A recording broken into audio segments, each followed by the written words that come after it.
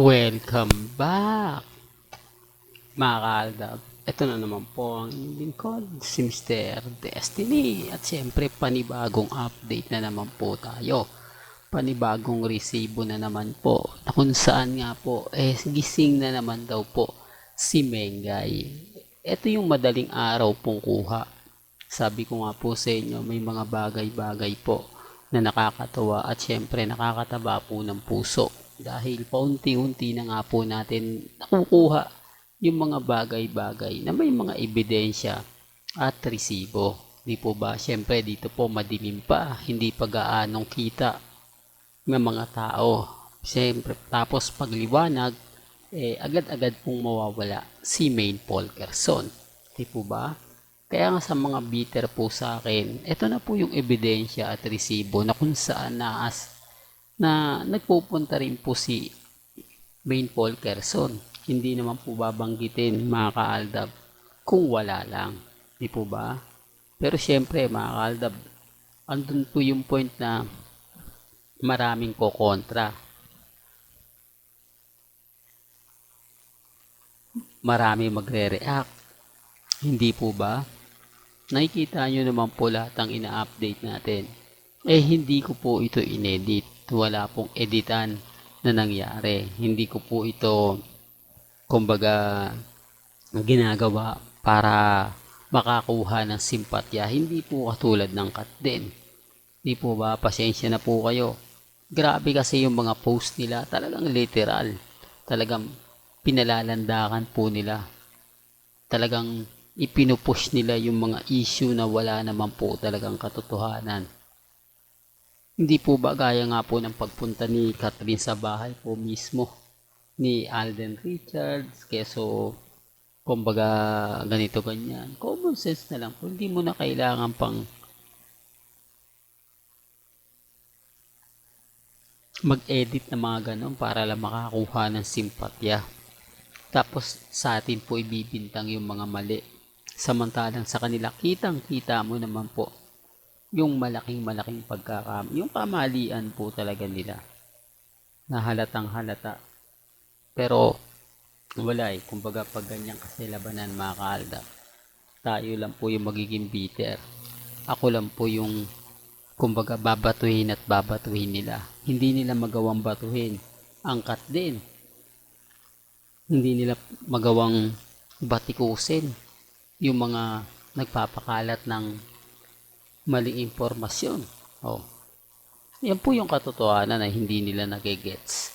Yan po yung katotohanan na kahit bali-balik na rin ang sitwasyon, kahit sabihin nila na ganito ganyan, alam mo at syempre ramdam mo. Di po ba? Sa dami kasi ng mga kumakalat ngayon, sa dami kasi ng mga balita ngayon, lalo na nga po sa Instagram, sa Twitter, sa Facebook, mararamdaman mo yung presensya ng mga ilang kritiko at ilang mga netizen. Bagamat marami pong istorya, marami pong kwento, marami mga sinasabi na hindi naman po talaga maganda at hindi naman po talaga kaya-aya, ay talaga naman pong mapapaisip ka. Talaga naman pong mapaparamdam mo yung mga bagay-bagay na kakaiba. Hindi po ba?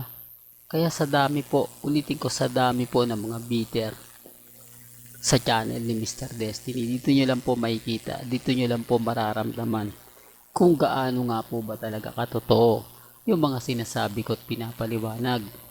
Pero syempre, kumbaga, walang maniniwala, di po ba? Lagi silang naiinis. Pero sa fandom ng Aldab Nation, alam ko, kakampi ko kayo. Alam ko sa labanang ito, mas marami pa rin po ang naniniwala sa atin. Pero syempre, hindi naman po pwede nating ipilit lagi yan. Hindi naman po pwede na, kumbaga, batikusin yung mga taong nasa paligid na po ni na Alden Richards, dahil sila naman po talaga yung kumukuha. May mga pagkakataon, di po ba, na nagkaroon na naman ng issue si Alden Richards sa isang beauty queen na si Mitch, na sinasabing siya po yung bagong karelasyon ni Alden Richards para mapagtakpan at para maiwasan, yun po yung ginagawa nila. Na yung iba syempre nagagalit, di po ba, kasi alam naman po nila na kumbaga bawat madikit kay Alden Richards nagagawa ng link. Pinagsasama kahit hindi naman po may makita lang mga photos, mga video, iba na po yung magiging kwento. Iba na po yung mga sinasabi nila. Iba na po yung mga pinapaliwanag nila. Hindi po katulad ni Mr. Destiny na talagang pag tayo nag-push, tayo nag-update, talagang sapul na sapul. Hindi po ba? Hindi, real talk to. Kaya sa mga bitter po, sa mga nagpapakalat po ng maling impormasyon, abay, relax lang po kayo. Hindi po ba? Pag ang Aldab Nation po talaga ang nag-post, nagbigay ng update, 101% yan. Legit, hindi po yan gawa-gawa lang. Kaya nga sabi ko sa inyo, pansin nyo yung mga post ni Menkay ngayon. Pansinin nyo yung mga update ni Alden Richards. Hindi po ba kakaiba? Hindi po ba parang may mali? Hindi po ba parang kung titignan mo, may mapapansin ka agad? Yung tipong, oo Mr. Destiny, kasi ito yung mga post at update ni Alden na talaga namang kakaiba. Sinasabi ko lang to mga ka-Aldab para lang po malinaw, para lang po klaro. Kasi kung gusto nyo pong maging updated, pupunta lang naman po kayo sa channel ni Mr. Destiny. Lahat po ng mga update sa Instagram, sa Twitter, sa Facebook, sa poll po natin. Wala po tayong inedit, wala po tayong binago. Yan po galing po mismo kina Alden Richards at kay Maine Polkerson. Walang gandito na lang po ang ating latest updates. Kaya kung gusto nyo pa po ng pinaka-latest at sariwang update, abay tumutok lang po kayo dito po sa channel ni Mr. Destiny para updated po kayo sa mga bago at sa mga latest na i-upload po natin maya-maya lang. Kaya kung bago ka lang sa channel na to at isa kang true-blooded Aldab Nation na nagmamahal kina Menkay at Isoy, tama po ang channel na pinuntahan mo, kaya consider na po kitang bagong subscriber. At huwag mo kalimutang i-share ang mga video po natin sa mga mami, sa mga titas, at sa mga senyor. Hanggang sa muli, salamat po sa panonood at pakikinig.